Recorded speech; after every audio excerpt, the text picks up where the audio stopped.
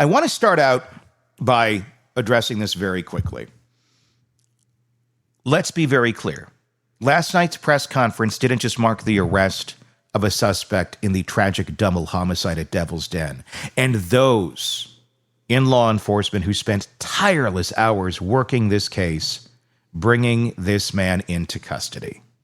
You deserve a pat on the back. You deserve a giant thank you, and you deserve praise. Those who didn't have a working phone line for 3 days above you, who were in charge of that, for the public to bring you tips, which they ended up coming here because they couldn't get through to you. And again, not criticizing the investigators. I'm criticizing the system above you. That failed. They also didn't notify the public for 6 hours. Public in that park that a double homicide had taken place mere meters away from where they were camping with their kids and enjoying hot dogs.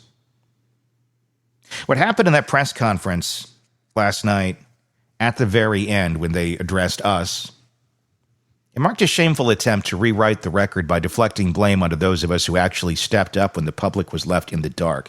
Because let's be very clear. The way that you guys got from this sketch here on the screen, this man who you see, to this, the one who you arrested, it started here. It started talking into this microphone. It started recording in the studio. Because those people came to us first. Not because they wanted to come to the podcaster first, because they couldn't get through to you. It took 3 days to have a working phone line, and no alternatives offered. Hey, Bill, the phone's not working. Maybe we should do something else. Put another phone line out, an email, something. 3 days to figure that, this might be a problem. So, you're welcome. We brought you the people that couldn't get through to you directly on a silver platter. When officials pointed a finger at a certain podcaster for allegedly hindering the investigation, they weren't just wrong, they were dishonest. For 6 full hours after the murder of Clinton and Christian Brink in a public state park crawling with families, law enforcement said nothing. No alerts, no statements, no acknowledgement that a killer was on the loose. And then for the next 3 days, the only phone number they gave the public for tips didn't work. It rang, then hung up.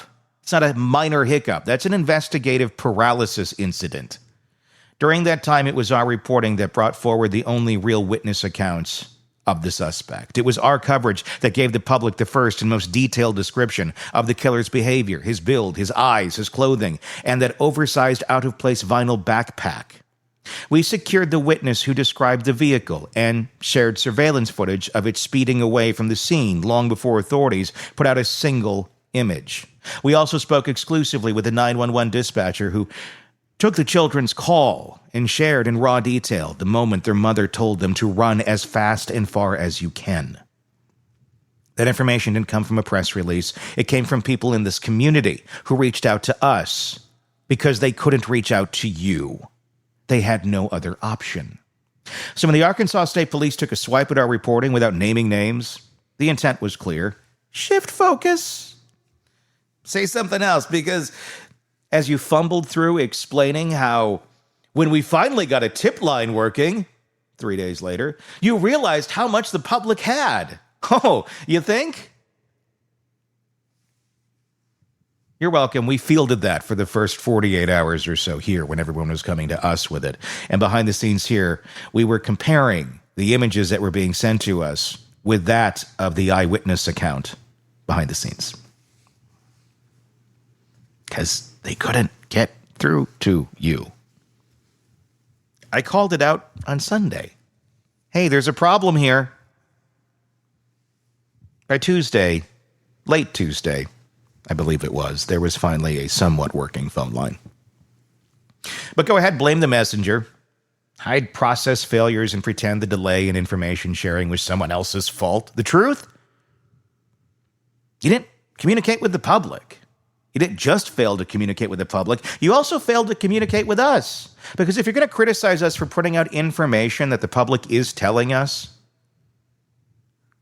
at no point did anyone from law enforcement reach out to us and say, hey, we're asking you to hold back a detail for investigative reasons. That's what commonly happens in investigations with reporters. Had they actually done that, communicated, I wasn't expecting it, considering they couldn't communicate with you guys out there. I'm guessing they weren't going to get in contact with us, but had they done so, just as easily as all of you did, we would have listened. That's how responsible journalism works. That's how collaboration with law enforcement is supposed to work.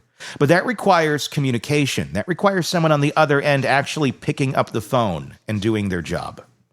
And let's not pretend this is an isolated example of a broken communication system here with the Arkansas State Police. Just days ago, an Arkansas State trooper made national headlines after pulling over and arresting a woman for running a red light while trying to rush her dying dog to the vet. She ignored pleas. She escalated. The dog died. This isn't just a training failure. It's a symptom of a wider problem, a lack of emotional intelligence, a lack of public service mindset, and a lack of leadership willing to take ownership. Again, those in this investigation who found this person deserve praise. You did your job. You're not the ones responsible for a working phone line. You're not the ones making the call if it should be 6 hours before the general public or people who could be in severe danger in the park where this took place were notified that a homicidal maniac was on the loose. You did your job, and thank you for doing that, despite leadership that's got some problems. You deserve better. This case deserves better. The public deserve better. And the two little girls who lost their parents deserved better. Because the people you trusted to find these guys, those brave men and women found this guy, that's wonderful. That is wonderful. But it doesn't wash away the incompetence that started all of this. Can you imagine if there was a working phone line day one and these people didn't come to the podcast here to share their information? They were able to actually get that to law enforcement that day, that afternoon, within minutes, within hours of this actually happening. How fast you may have caught him? Instead, it was filtered here first and then got to you because they couldn't get through to you. That's not our fault. That's you. Fix it. Do better. Stop shifting blame to a podcaster. Instead, they gave us 2 vague PDFs, 0 press briefings, and a suspect on the run for days while witnesses and terrified citizens funneled information through us because we were the only ones listening. Yes, no press conference. The only time they had a press conference is when they finally got the guy. Meanwhile, you have more than 1 million people in the general area fearful to go out on the hiking trails that run through their backyards, because that's what happens here. There are literally hiking trails everywhere. We have some of the most in the country. And they run through a lot of people's backyards. But not a word, not a peep. Radio silence from those who are there to protect and serve. Again, thank you. Those who found this guy, those who were in this investigation and focusing on finding him, you did wonderful. Those in charge of letting the public know they're safe, the communication end of things, the flow of information, folks, of getting tips, mugshots, or not mugs, or suspect descriptions, eyewitness accounts to you. Well, I'm sorry, that could use some room for improvement. It just could. Because it was demonstrated clearly in this case. So no, we won't apologize for doing our jobs. We won't apologize for filling the silence that law enforcement left behind. And we definitely won't be anyone's scapegoat. We'll keep doing what we're doing from the start. Report the facts, amplify the voices that matter, and hold everyone accountable. Everyone. Because the truth doesn't live behind a podium. It lives in the open. And that's exactly where we will keep it. Let me know your thoughts in the comments section on our YouTube channel. Just search Hidden Killers with Tony Brueski. We'll continue to keep you up to date on this case as it develops.